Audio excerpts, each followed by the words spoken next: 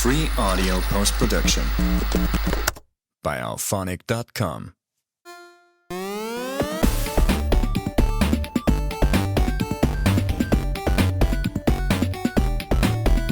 Welcome to a Couple More Minutes podcast, where two veterans of the animation and video game industry talk about exactly that, animation and video games. I'm one of your hosts, Jeff Gabor, and alongside me, as always, is... Pete Paquette. All right. Happy to be here. Yeah, this is going to be going to Season 2. Got a new format, but as always, you can reach us at a couple more minutes at gmail.com if you want to participate, tell us your opinions on what we're going to talk about. Pete and I got a promotion. Yes, we did. We're now heads of the Quantum Assurance Board, where we get to look back at games and determine once and for all if they deserve the Nintendo seal of approval that they carry on their package. Because we're going to put right what once went wrong. Isn't that right? Absolutely. But first, as always, we got our game of Stump Pete, where we got 3 games from 1985, 95, and 2005, and some clues. And we're going to start with the game from 1985.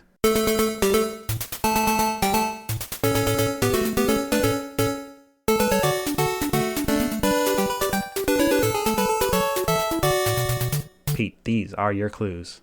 This April/May 1985 arcade release created an entire genre of games that now use its name as the genre category. Nope. Number 2. This Konami game had a working title of Scramble 2 and was released originally under the name Nemesis. Nope. All right, maybe you can get it with a little sound from the game.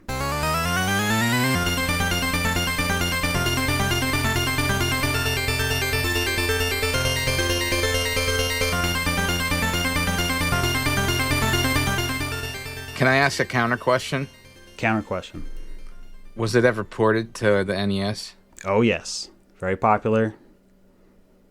Yeah. By Konami. By Konami, yeah. Ported to just about everything. And it's not Life Force. No, but I'll give you an extra, because you got it there. But what predated Life Force? What was first? Gradius. There you go, Gradius. So it is Gradius, 1985 arcade game, ported later to the NES, I think in 88. I could be wrong about that. Okay, game number 2, Pete. Okay. June 1995. This North American RPG was released with a U.S. campaign proclaiming it, "This game stinks." Boom, nailed it. You got it.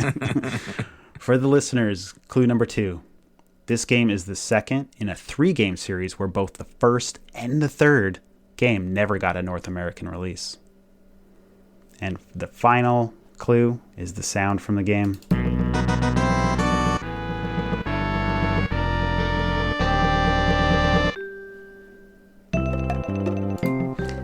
So that's it. Yeah, you're right. You nailed it. Earthbound.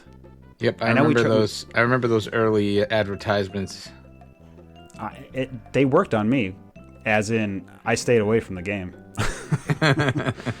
I thought it looked dumb. The campaign was dumb. I thought it was like a silly game. I don't know, but I have since played it, and it is one of my all-time favorite games.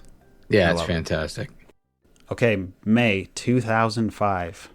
You've been doing really good with the 2000 release games, which I'm surprised, because this is kind of like the era where I dropped off of games for a while. So I don't know games very well from this area. Anyways, okay, question 1. This Xbox exclusive is considered the start of one of the most popular racing franchises in gaming history. Oh, no. I don't know racing games. Number 2. It received universal acclaim for its depiction of real racing simulation, cars, and its tracks. Is it? Boom! Yeah, you got it. You got it. Number 3 features this music. A little bit different style than our other games. Dear Lord. Yeah. Oh. It's pretty rocking. Okay, yeah, so the answer was Forza Motorsport. Well, 2 out of 3, not bad, Pete. Yep. All right. So in our first season, we left a little cliffhanger for our 1v1 section. I think this is the last 1v1 we're doing, but it's a good one. We posed the question, what's better, Mario 64 or GoldenEye 007 for the Nintendo 64? I thought this was tough.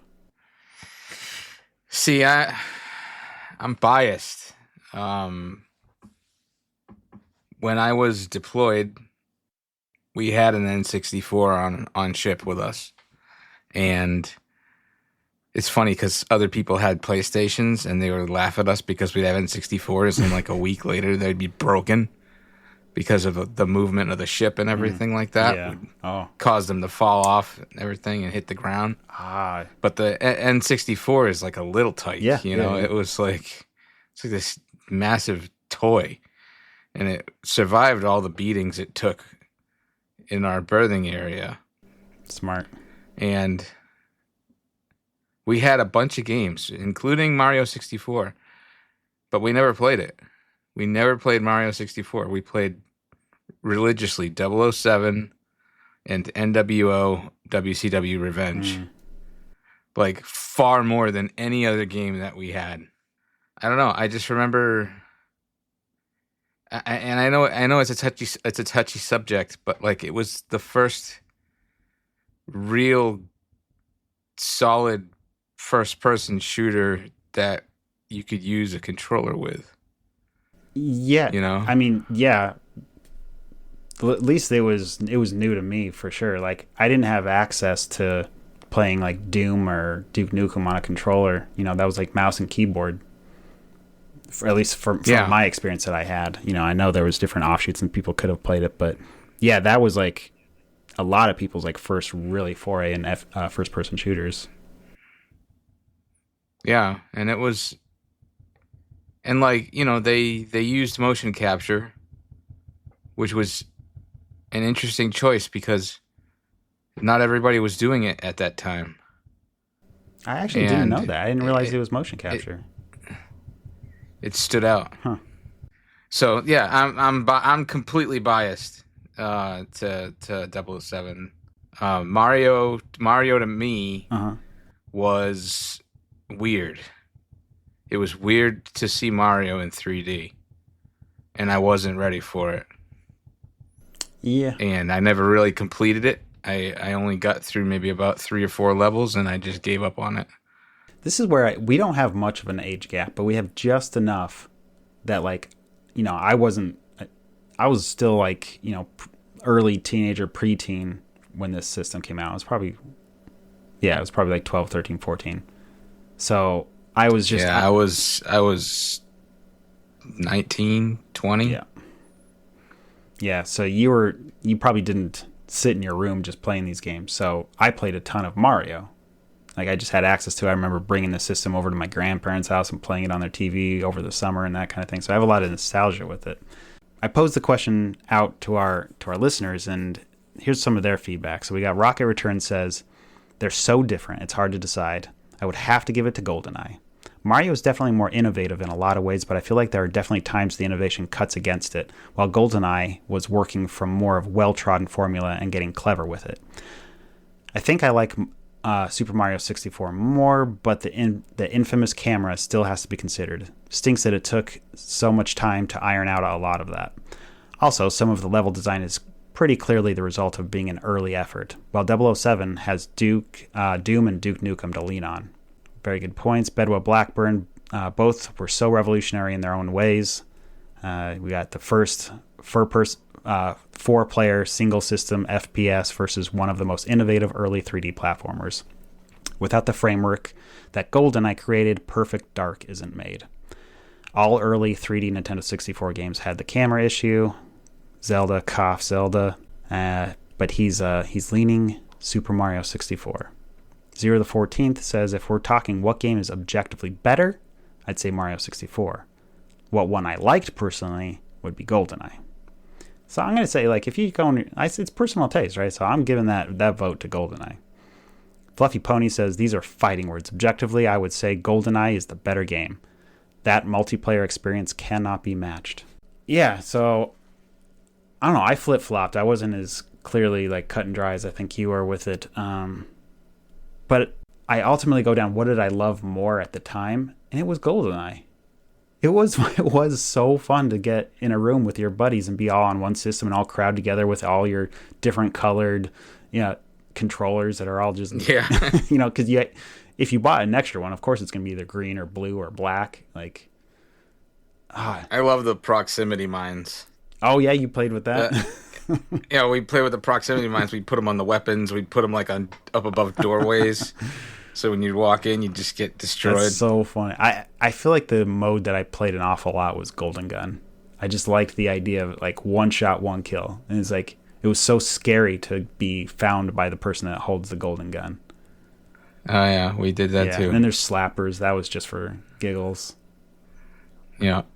And you always had to call out no odd job. Because it's like they didn't really think about balancing the game. So you had this multiplayer where one character specifically was like a quarter the size of everybody else. Oh yeah, that's right. It was impossible to kill. Wasn't there like a big head mode too, where you could like scale up? There was a big head mode. So dumb. And actually, the regular campaign is pretty fun too. Or at least it was at the time. I think both games don't hold up very well to time, but man, it was really fun. I don't know. So I'm giving it to Goldeneye. You gave it to Goldeneye. Several of the listeners gave it to Goldeneye. I think that's a pretty hot take that we are saying Goldeneye is definitively the better game than Mario 64. And there you have it. Yeah. All right, so we don't have much news to talk about other than the fact Switch 2. Everybody's talking about it. Obviously, the pre-orders came out. I don't think you bothered, right? I didn't bother. I didn't see anything I didn't hear any talk or anything about it the day that the pre-orders came out. I don't know why. Like, I was on my computer all the time. And yeah, you know what? If I think about social media, I didn't really see anybody really posting it. I went looking for it, and that's when I saw, like, nobody, or many people tried to pre-order it, and they couldn't. I tried. I couldn't. Oh, is that what happened? Yeah, I mean, it's the same thing. I don't know if it's scalpers or whatever, but, Walmart's sold out in seconds. Their website crashes. Best Buy crashes. GameStop crashes. Like, you're getting error messages, and then there's a handful of people that did manage to secure it. I know one of our friends got it, like Simmons. He's a listener. And he did? He managed to get the Switch 2 pre-ordered by Walmart. So there's people. He's always been good at getting. He like got the Wii when it first came out when nobody could get it. Yeah. Dang, man. Most of the websites did the thing where they like did it at midnight. I just couldn't stay up just to try to pre-order it. I knew the websites were all going to crash and the odds were low to get it, so I was like, I'm not staying up to midnight to even try it. So, no. Yeah. Oh well. Them's the breaks. We're too old for that, Jeff Gabor. Dude, and think about all the great games that are out right now. Like, I don't need to play the new Mario Kart on day one. I'll play it. I'll play it someday. It's all right. Chill. Maybe it'll give you time to wrap your head around the game card thing. Yeah, right. I'll be interested in hearing. From what people are saying, it's a little different on the Switch too, because it's not just a physical card.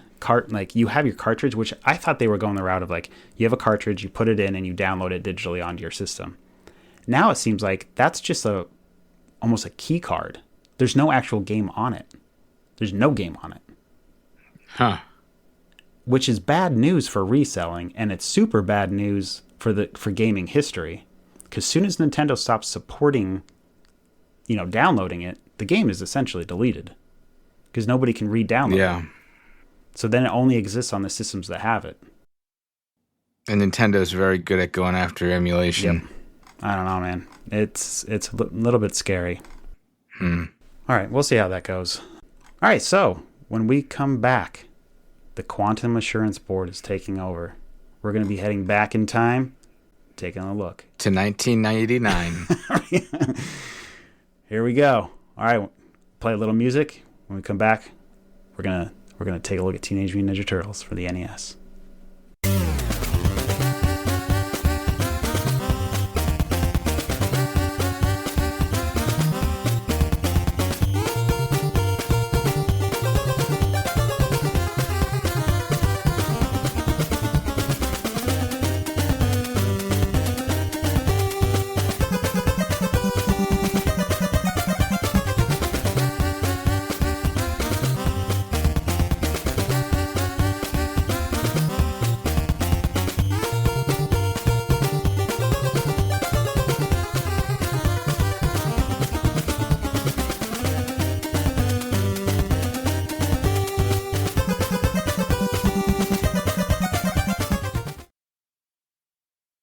right, welcome to the hearings of the Quantum Assurance Board, where we have been sent back in time to make right what once went wrong and determine for all time whether a particular retro video game deserved the seal of quality they boasted to earn. Pete, let's take a look at Teenage Mutant Ninja Turtles. Oh boy. Our judgment will be based on 4 categories: graphics, sound, its technical mechanics, and its fun factor. Should we determine if it fails on these categories, we will banish it to the waste bin of history, never to be spoken of again. Should it pass our test, it will forever be held as worthy of its seal of approval and be praised for all time as a gem in video game history. So let the hearings begin, Pete. Okay, I'm going to start with a description of Ultra Games. Okay. Because this game came out under the name of Ultra Games. And Ultra Games was a subsidiary of Konami. And they formed Ultra Games to get around the licensing issues that Nintendo put forward for third-party developers, where they could only release 5 games a year. That is crazy. Yeah, so it's basically just a workaround. It's like they basically made those people over there called Ultra Games. Yeah. All right. Not really, but okay. And for the most part, Ultra Games kind of fell by the wayside as far as quality goes when compared to Konami, like proper.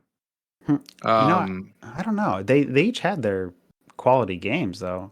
I think wasn't Roller Games put under Ultra? That's a really fun beat 'em up. It was, but Skate or Die was under Ultra Games. Oh, yeah. Game stuck.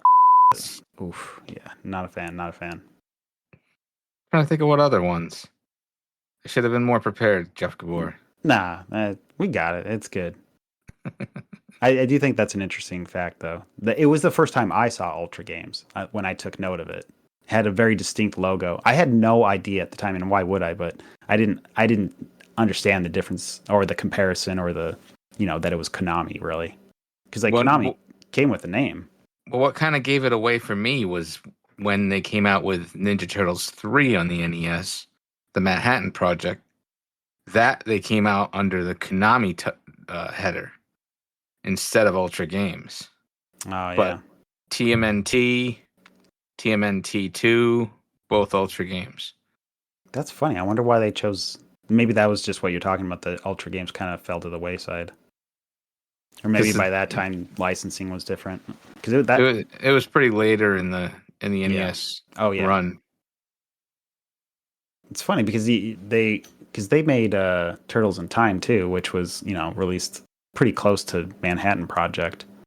Man, that must have been weird to work at that company then. It's like, are you working on the arcade games? Are you working on NES? Are you working on the SNES? Like, holy cow. They had quite a gap of quality there. You want to jump in the first category? Sure. Which one is that? Graphics? Let's go graphics. Okay. What say you, Pete? I think the graphics were great for the time, especially the cutscenes, but the enemy designs leave something to be desired. Seriously. Like, I don't remember there being like balloons and firewalkers and all those kind of characters in the Teenage Mutant Ninja Turtles lore at the time. I wish, and maybe there is some history to it, but it's like, was this piggybacking off another game? Because the enemies are so weird. Like, yeah, I don't know. A lot of bugs flying around, like weird bugs. It's like, weird why? Bugs. Guys Jason? who look like the Shredder with like a red helmet, and you kill them and then the helmet flies around. The head starts just flying around. Yeah. Bizarre. Yeah. They really have a guy with a chainsaw running after you at times. I mean, running is, I'm taking that pretty liberally. A big frog. The big frog at least kind of fit the bill, a little bit, yeah. Yeah. But overall, bizarre choices with the character designs, that's for sure. Yeah. But you're right. It was outside of that, like, it was super recognizable. Like the execution of those enemies was still good. Like Donatello looks like Donatello, and Michelangelo. I mean, it's a palette swap, but they all Yeah. look like the turtles. And yeah, those cutscenes were freaking cool. Especially the one if you beat the dam, the one with Shredder on the TV. Yeah. God, That it was so one's cool. fantastic. It And was so detailed. yeah, it bugs some people, but I always liked that his hand is actually sticking out of the TV. I was like, oh, that's like, it's cartoony. Like, it's like cartoony slash, it's Yeah. like it's telling you it's from a comic book. But other people were, I've fought with people. People are like, no, he has like the technology. He's actually coming through the TV. I'm like, nah, they're having fun with the genre, man. But yeah, it looked awesome. I still remember one of my friends coming over and had drawn that thing. And I was like, oh man, that's badass. And the intro screen too, like showing all the characters and everything. We can use it as a segue to talk about sound. But what is your judgment on the graphics? I give the graphics a thumbs up. Seal of approval? All right. Yep. I do too. I think they, especially for the time, when you compare it to other games of the time, wow, those graphics are amazing. Was it 87? Or No, was this it is 89? this is 89. This is it's a little later. Yeah, June, like summer. Yeah, crazy. It's like Yeah. so old. Oh, Oh my okay. God. So 89. Yeah, it's almost 40 years ago. That's 4 years into the Nintendo's library. Yeah, I mean, Konami's got a good handle on what they're doing by that time. Yeah. All right, moving on to the sound.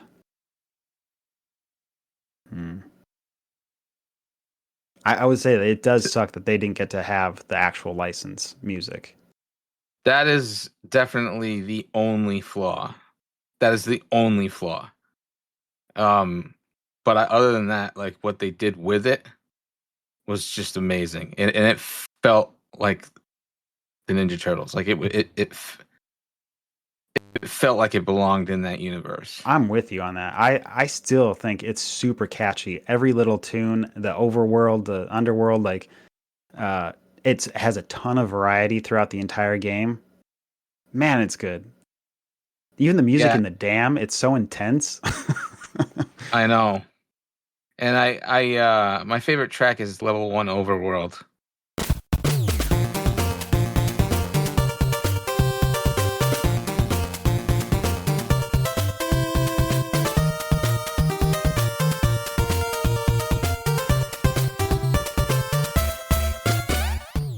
Yeah, it's really good. Yeah. The soundtrack was made by Hidenori Maezawa. Did the soundtrack. He also did soundtracks for Life Force.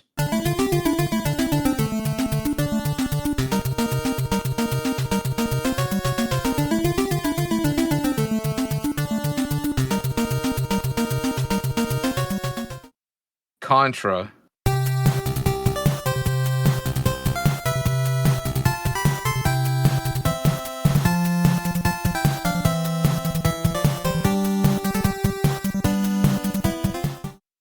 Castlevania 1 and 3.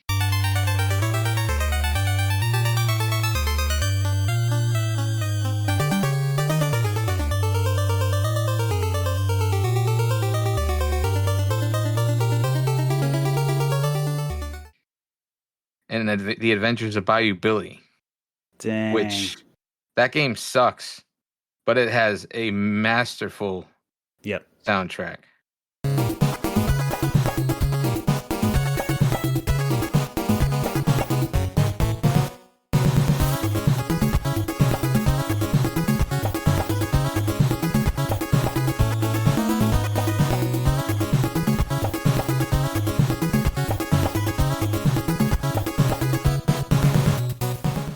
Yeah. That I feel like the only reason to play Bayou Billy is that. Absolutely. That's the only reason. Man, but even the sound effects are really good in the game. Yeah, they were. Like the different sound effects for each of the weapons. Yeah. Yeah, a lot of detail in that. I love Donatello's bow staff. Sounds great. And even down to the deaths of the enemies, like the like splattering, like Yeah, man, I don't know, it's really like good. cartoony splattering sound. That sounds really cool. Yeah, super well done. I'm gonna guess that's another seal of approval right there. Yep, absolutely. All right, good stuff. So the technical part.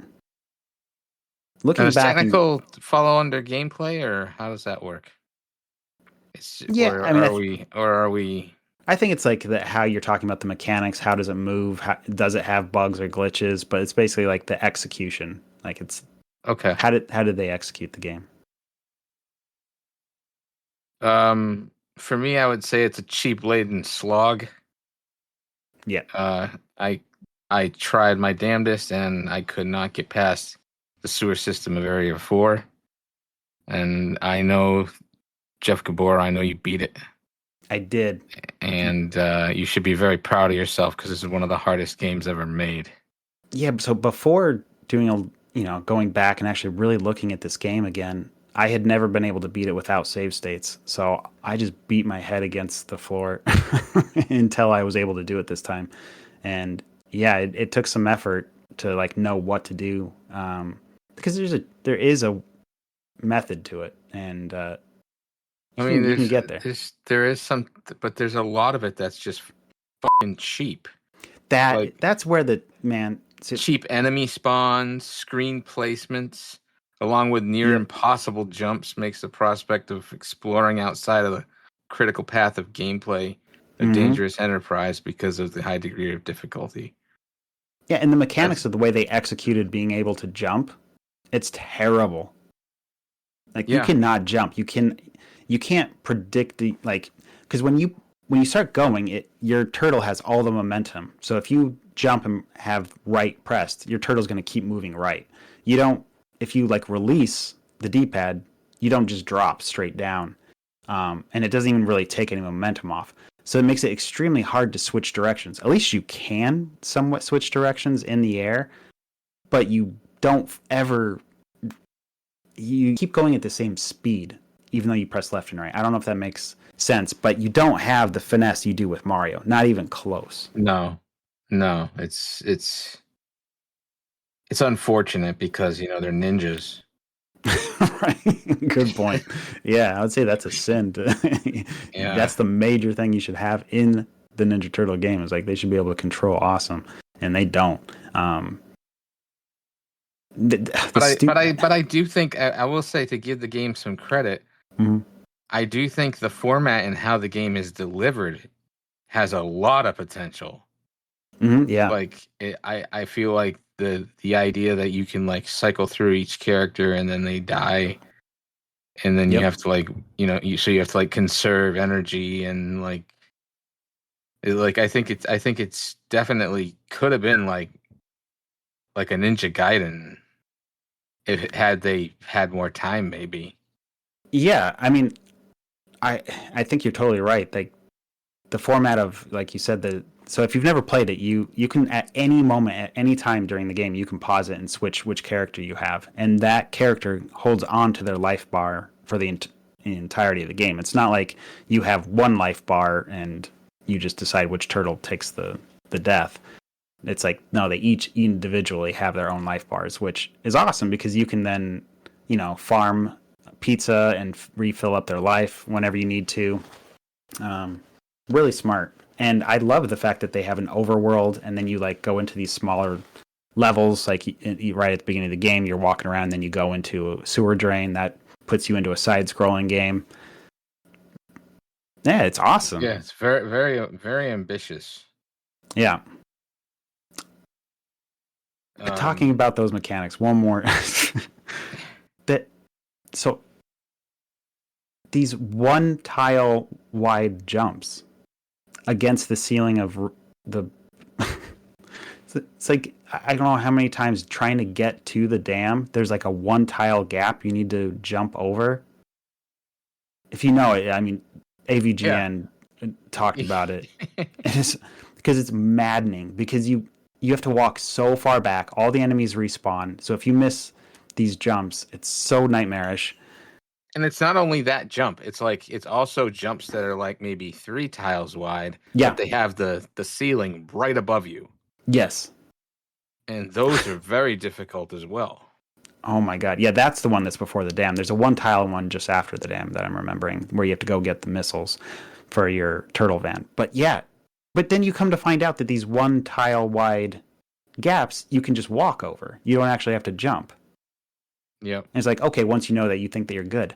Until later, that becomes a huge problem when there's, I think it's area 4 at the end.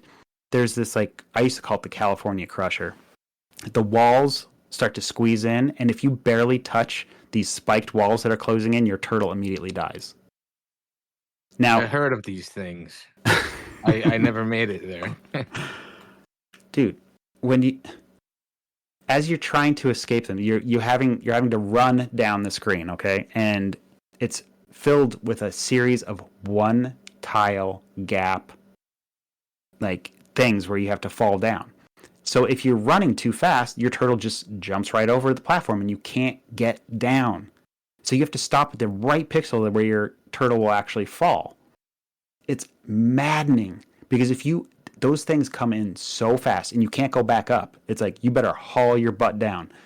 If you are a little late on any one of those 1-tile jump things, you're not making it. The other day, like, I'm not crap at the game. I already beat it and I was going back just to see if I could beat it again faster. I lost 3 turtles to that stupid crusher. I couldn't believe it. The whole run was over. Jeez. Oh my god. Sounds like fun. Oh my god, it was awful. That part sucked. So there are some serious mechanic issues. Well, let's look at it from like just a different perspective. Mm-hmm. You have Michelangelo, who is completely weak with no range. Yeah. You have Leonardo, who has range but is really weak. You have Raphael, who is strong but has like negative range. And then you have Donatello, who's OP. Yep. It makes it really difficult to navigate through this game when you have so much against you. Like Donatello is like how I played the game anyway. I don't know about you, Jeff Gabor. I would save Donatello for the very last, and I would occasionally pull him in for certain situations. Yeah, I mean Donatello is if you lose Donnie, the run's over. Yeah. Like, he's so important. Did you ever notice that there's a hidden mechanic? I didn't realize this until more recently playing it, that once your turtle gets around like lower than half life all of a sudden your turtle can do like double the damage. Oh, really?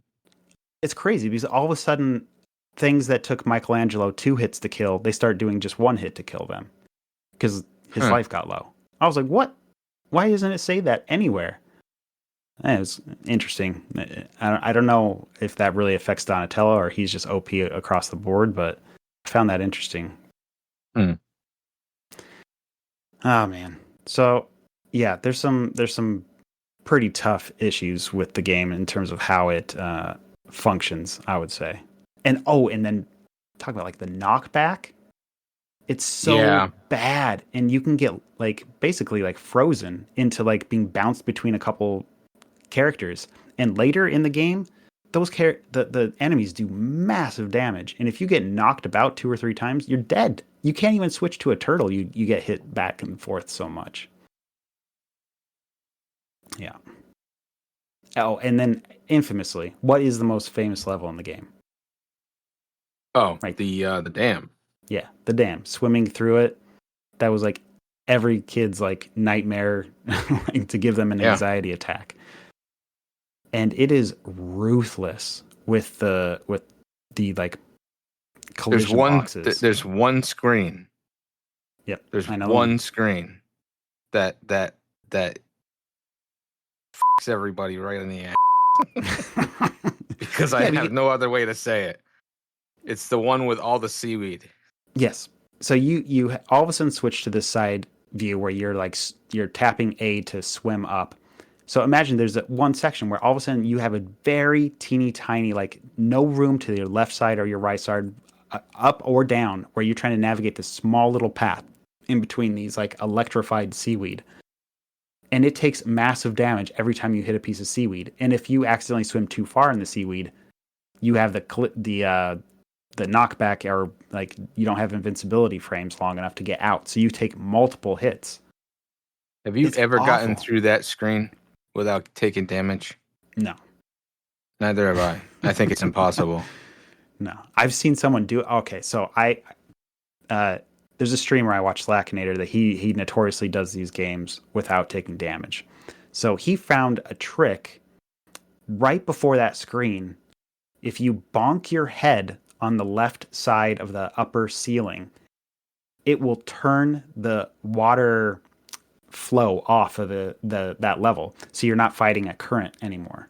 And so it's a lot easier to navigate. So he was able to do it by doing that. But, it's basically glitching the game a little bit. It's adding in a factor that I don't think the game was intended to do, which is fine. That's the way to do it. But playing it as a kid, man, it was ruthless. And then, not to mention there's a timer going down the whole time. So you're feeling panicked to rush through it because you only have so much time to deactivate all these bombs that are in the water. Yeah. So you're being asked to be extremely precise at the same time as kind of race, and it just meant the doom of most kids right there. That was where most people died. Yeah. That's like this game's turbo tunnel for Battletoads. Yeah. All right. I don't know about you, but I'm giving this I'm stripping it of any sort of seal of approval on this category. Yeah, I agree. Ultimately, we must judge it on the final category of fun factor. What do you say? No. I didn't have fun playing this game. I like how very definitive and sad that sounded. No, I didn't. I gotta be honest. Yeah, it does not stand the test of time very well, I will say that. Like, I would never hand a controller to my kids and ask them to play this game. No way. I would never be like, this game is fun. This game is really fun. You're going to like this. No way. Do I like it, though? I love this game. I really like it. And I don't even know why. It's just, I think it has a level of nostalgia, but also like actually being able to figure out the way to win is super satisfying. The way to win. Have you ever gotten the Ninja Scrolls, that weapon? No, that's the other thing. The game never really gives me a reason to use any items. See, I think that may be why it's such a slog for you. That there's one particular weapon found in a very particular section while you're running around with the turtle van. If you go into this one building, there's a place where you can farm this weapon called a scroll. And it is so overpowered. So you basically load up all 4 turtles with this weapon. You try to get like each with like 40 of these scrolls. And they send out this like what looks like a wave in front of the turtle. And it's one hit kill for every enemy. And you just walk through the game with scrolls. That's it. How many scrolls can you have? I think each turtle can hold 99. I mean, I feel like having 40. I beat the game by having 2 turtles with 40 and 2 turtles with 20, and that was plenty enough. So 120, I guess. What? Yeah, 80. Yeah, that's the right math. Okay, so 120 of these scrolls, I was able to get through the game pretty easily, and that's the tech. Well, there you have it. The issue with that is the reason why you want to get extra on each turtle is randomly you'll kill an enemy and you'll get a random drop, and it'll give you another item like a boomerang or a shuriken or something, and that will overwrite. You don't get the option to keep your other item. So if you accidentally get a drop, and it'll get rid of your ninja scrolls. So you have to be super careful not to screw yourself by doing that. But that's the tech. It's like, I never thought about doing that as a kid. I didn't even know where these ninja scrolls were, much less to start farming them and then actually using that. Because honestly, the one thing it doesn't do, you can farm all the scrolls you want, but if you can't get past that crusher part, like it doesn't matter. Like that's not going to save you from that. And that if it wasn't the dam, it was that crusher that got me every time as a kid. So scrolls wouldn't have saved me. So being harsh and being honest, like that I like it, but I cannot in good conscience ever tell anybody else to play it, especially people that don't have a level of nostalgia with it. It is a hard pass and fail for fun factor. Motion denied. Good. That leaves us with a tie right now. It's 2 out of 4. 2 out of 4. So we have to vote. We have to come to our decision. Which way do you lean, Pete? Are we giving it the seal of quality or are we stripping it? The Quantum Assurance Board must decide. I'm stripping it. There it is. Just based off of just based off of the fact that how much more fun the second one was. Like, yeah. Oh my gosh. What an upgrade. Going into the arcade game and then into Manhattan Project, you're like, oh, this is what a Turtles game should have been. Like, yeah. And then Turtles in Time and now Shredder's Revenge just a few years ago. Oh my goodness. Yeah. And I think this one, the original one, is a missed opportunity. It feels borderline like RPG. Yeah. You know what I mean? Like, and it could have been something cool like that, I think. But it's just, they just swamped the game with enemies. Seriously. Yeah. It's just ultimately gets too difficult. It's too difficult and it doesn't feel fair. A lot of times when you die, it doesn't feel like it's your fault. It feels like it's the game's fault. It's bad level design. It's bad execution of the mechanics of the game. Mm-hmm. Yeah. So, here we go. The Quantum Assurance Board hereby finds you unworthy of the Nintendo seal of quality and thus deems you utter and complete garbage. You are hereby sentenced to be forgotten and buried side by side with Atari's ET in a New Mexico dump to rot for all eternity. So long, Teenage Mutant Ninja Turtles. It's game over for you. So long. All right. So next month, we got to find a game. We do have to find a game. You want to tease one? Do you got one in mind? Man, you put me on the spot. Yeah, I'm trying to think. Because I want to do something that's like well known, or no, like the Ninja Turtles, something that's like notorious. Battletoads. Let's do it. There we have it. All right. In our next episode, the Quantum Assurance Board is going to go back in time and leap back to take a look at Nintendo's infamous Battletoads. All right, we got our work cut out for us, Pete. I don't know if I can bring myself to go and play it. I really don't. I don't think I ever, as a kid, beat the Turbo Tunnel. I don't think I ever even got there. The little racer bikes? You didn't make it past the dropping hole on the rope? Oh yeah, the dropping hole on the rope. Oh man, this game's going. This game's getting banished. Yeah, good luck. Good luck, Battletoads. I haven't beat this game with or without save states. Never. So maybe I can get some revenge. I don't know. We'll take a look because it beat the crap out of me as a kid. All right. Pete. Well, thanks for joining me. My pleasure. All right. We'll catch you all next time. This has been a Couple More Minutes podcast where two veterans of the animation and video game industry talk about exactly that, animation and video games. Peace. Later.